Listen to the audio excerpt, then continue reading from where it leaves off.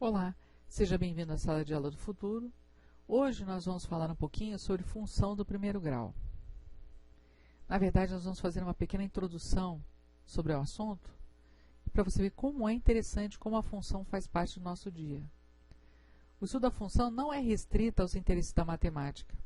A física e a química, por exemplo, utilizam na prática a função. Vamos estudar, então, a função afim, que também é chamada de função do primeiro grau. Tá? Então, nós usamos essas duas nomenclaturas aqui para a função do primeiro grau.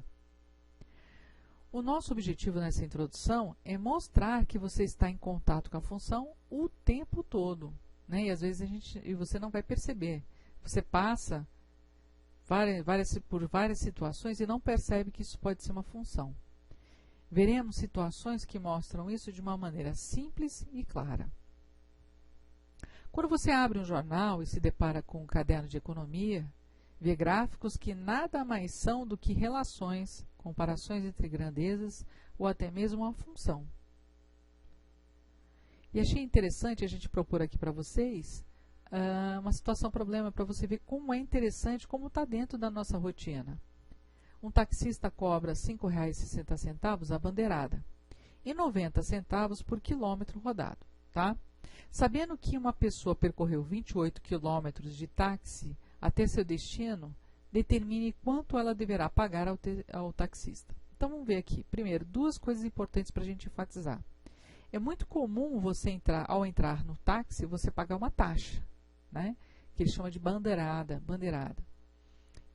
O valor dessa taxa, vai depender da empresa que você utilizar, tá? Assim como um quilômetro rodado. Então, por exemplo, sabendo que essa pessoa percorreu 28 quilômetros, a história aqui ela vai estar baseada nesses 28 quilômetros que ela percorreu. Vamos primeiro chamar de x o quilômetro rodado e de y o valor a ser pago pelo passageiro. Em seguida, vamos escrever a função. Importante lembrar que todo táxi ele tem um aparelho digital que faz a contabilização do que você vai gastar, né? Do que vai ser cobrado pelo taxista. Ou seja, que é baseada exatamente no quilômetro rodado pelo carro. Tá certo? Então, você ao pegar um táxi, você tem condições de verificar quanto que você vai gastar.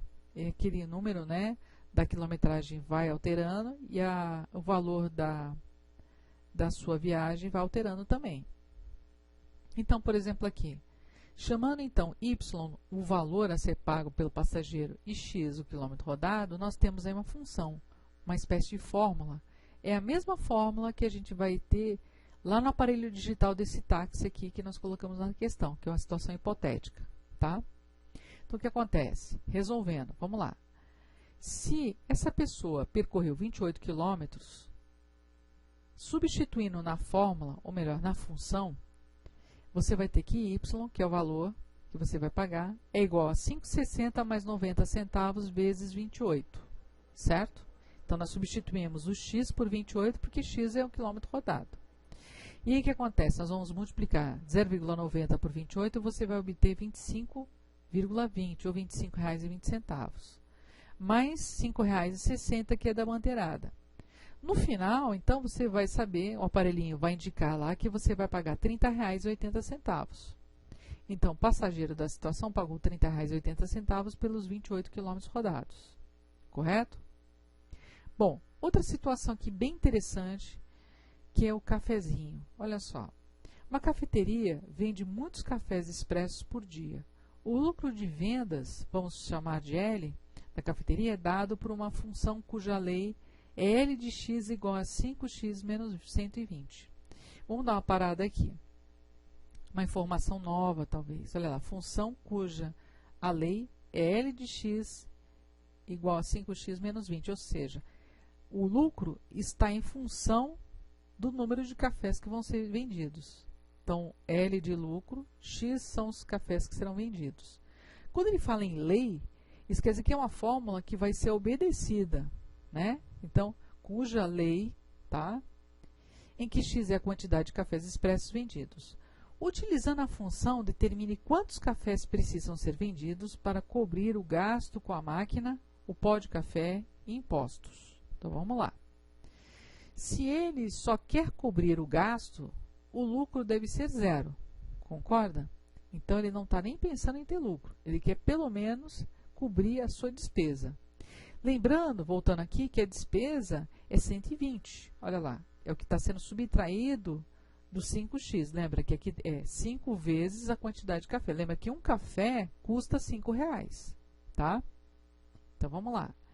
Se a gente for pensar no lucro zero, ou seja, pegando, né? Se a gente pegar aqui a função que nós escrevemos, aqui era L de x, substituir por zero o lucro, a gente vai ter uma equação de primeiro grau, simples, onde você vai isolar a variável x, né? Vai passar 5x para o lado de lá, ou seja, primeiro membro, você vai ter menos 5x igual a menos 120. Você não pode ter a variável negativa, então a gente vai multiplicar por menos 1 no primeiro e no segundo membro. Então, você vai ter 5x é igual a 120. Passando o 5 dividindo, você vai ter 120 dividido por 5, que é igual a 24. Vamos entender esse resultado. Por que o x aqui deu 24? Porque o lucro é zero. Tá? Ele está apenas pensando em cobrir os gastos. Ou seja, ele quer chegar nos R$120 para cobrir essa dívida dele. Tá? Então, o que acontece? A cafeteria precisa vender 24 cafés expressos. Então, se você quiser fazer uma prova real, substituir aqui o x por 24, você vai ter 5 vezes x, vai dar 120. 120 menos 120 vai dar zero. Então, se ele conseguir vender 24 cafés expressos, ele quita, né, os gastos dele do dia. Observação. A partir do 25º cafezinho que ele vender, né, ele vai começar a ter lucro. Porque os 24 cafés iniciais eram só para cobrir o gasto inicial aí do dia, tá certo? Bom, vamos supor que se o dono da cafeteria vender apenas 18 cafezinhos no dia, será que ele vai ter lucro? Vamos ver? Olha só, lembrando da fórmula, L de x é igual a 5x menos 120. Desculpa, tá, pessoal? Aqui ficou um parênteses a mais. Substituindo esse x por 18, lembra, o x está em função do lucro. Ou seja, se o x vai ser 18, for 18, o que vai acontecer? 5 vezes 18 vai dar 90, 90 menos 120, menos 30. Ou seja, isso não é lucro, né? Lucro seria uma coisa positiva. Na verdade, infelizmente, ele vai ter um prejuízo, tá? Então, se ele vender apenas 18 cafezinhos, infelizmente ele não vai ter lucro, ele vai ter prejuízo de R$30, porque ele não conseguiu nem cobrir os 120 de gasto que ele tem diário. Outra situação, e se por acaso o dono dessa cafeteria vender 300 cafezinhos no dia, tá? É lógico, pessoal, que aqui, se a gente for tratar com uma coisa real, lembra, isso aqui é uma situação criada para você entender a função. Acontece isso? Essa fórmula é utilizada? É. Só que nesse caso aqui, ela sofre uma certa modificação. Porque você vai ver que existe uma incoerência se eu for usar na prática essa fórmula. Como é que eu vou usar essa fórmula para uma pessoa que vai vender 300 cafezinhos? O pó de café aqui, é lógico, o custo com pó de café vai ser muito mais alto, né? Certo? Apesar da taxa que ele divide num mês, né, do aluguel do cafezinho, aliás, da máquina de café for o mesmo, o que muda aí vai ser o imposto, né, e a quantidade de pó que vai ser utilizado. Aqui é uma situação hipotética. Mas vamos supor, então, nessa situação hipotética, que ele venda 300 cafezinhos. Então, o que acontece? 5 vezes 300 vai dar 1.300. Aliás, desculpa, 1.500. 1.500 menos 120, você vai ter 1.380 reais, ou seja, só de lucro, tá? Se o gasto dele diário fosse de apenas 120 reais, tá? Ok? É lógico, eu já vi cafeterias que colocam o gasto diário mais alto, né? Muito mais alto, pensando já num valor alto, pensando até numa saca de café, que ele possa utilizar uma saca de café por dia, e não um pacotinho de meio quilo ou 1 quilo, como a gente costuma utilizar em casa, né? Agora, olha só que interessante. Aumentando essa situação, se ele consegue obter, né, R$ 1.380 de lucro em um dia. Olha que interessante, vamos lá. Se esse dono vender 300 cafezinhos todos os dias durante um mês, quanto será que é o lucro dele mensal? Olha só, mantendo sempre um ritmo, né? Vendendo aí exatamente 300 cafés. Olha só que interessante.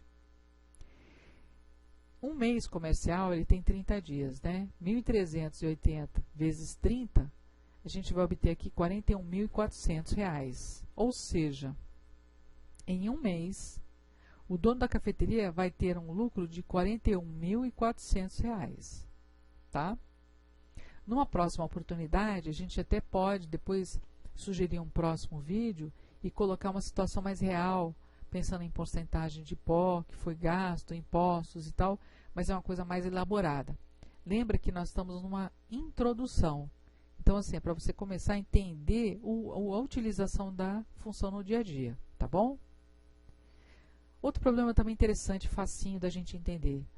Uma companhia de telefonia móvel cobra 15 centavos por minuto de ligação para celulares de uma outra companhia concorrente. Então, o que acontece?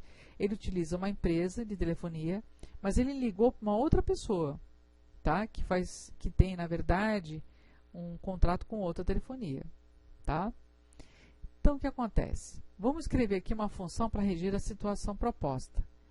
Então, a gente pode colocar o seguinte. Vamos chamar de y o valor que será pago e de x os números, ou melhor, os minutos de duração da chamada, tá bom? Então, lembra, o y está em função do x. Isso quer dizer o quê?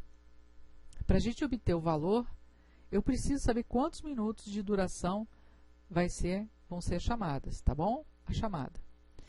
Então, vamos lá. Determine quanto custa uma ligação com duração de 17 minutos. Então, vamos lá. Só voltando aqui um pouquinho. Lembra que nós escrevemos aqui uma fórmula. Olha só. Y é igual a 15 centavos vezes x. O y está em função do número de ligações aqui, ou melhor, da duração da chamada. Tá? Então, vamos supor que uma pessoa ela fique numa ligação durante 17 minutos. O que vai acontecer? A gente vai substituir o 17 na variável x. Olha lá. 0,15 vezes 17, a gente vai obter R$ 2,55. Tá? Então, para esse tempo, eu tenho esse valor aí do y. Tá? Lembrando que o y vai ser o custo, né? Vai ser o valor que vai ser pago. Tá certo? Outra situação aqui muito interessante. Já é uma fórmula mais elaborada, tá? Então, olha só.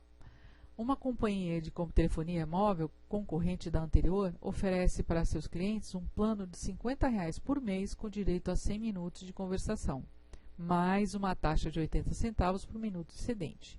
Então, a gente tem que tomar muito cuidado, né, com os contratos que a gente faz. Porque, olha só, de primeira eu já digo, né, a gente não fala 100 minutos apenas durante um mês. Então, olha só o que aconteceu. Escreva a função para o problema. Vamos pensar numa função, numa fórmula mais elaborada. O y vai ser o valor, né, que vai ser pago. 50 é o plano que foi adquirido. Então, R$ 50 por 100 minutos de conversação. Então, o que aconteceu? 50 mais, entre parênteses, x menos 100. O que é isso? O x vai ser o número de minutos que vão ser falados durante o mês. Tá? Então, o que acontece? Se a pessoa falar os 100 minutos, 100 menos 100, a gente vai ter 0 aqui, tá? A gente vai ter 0 aqui, ó. Certo? Então, se a pessoa falar 100, exatamente 100 minutos por mês, aqui vai ser 0, 0 vezes 0,80, vai dar 0. Então, ela vai continuar pagando dentro do plano R$ 50, tá tudo certo. Até me fizeram uma pergunta aqui, depois que eu lancei o vídeo, mas e se a pessoa falar, por exemplo, só 70 minutos? Esse valor vai ficar negativo. Sim, vai ficar negativo. O que acontece? Vai diminuir o valor do plano? Não, não vai diminuir. O que acontece?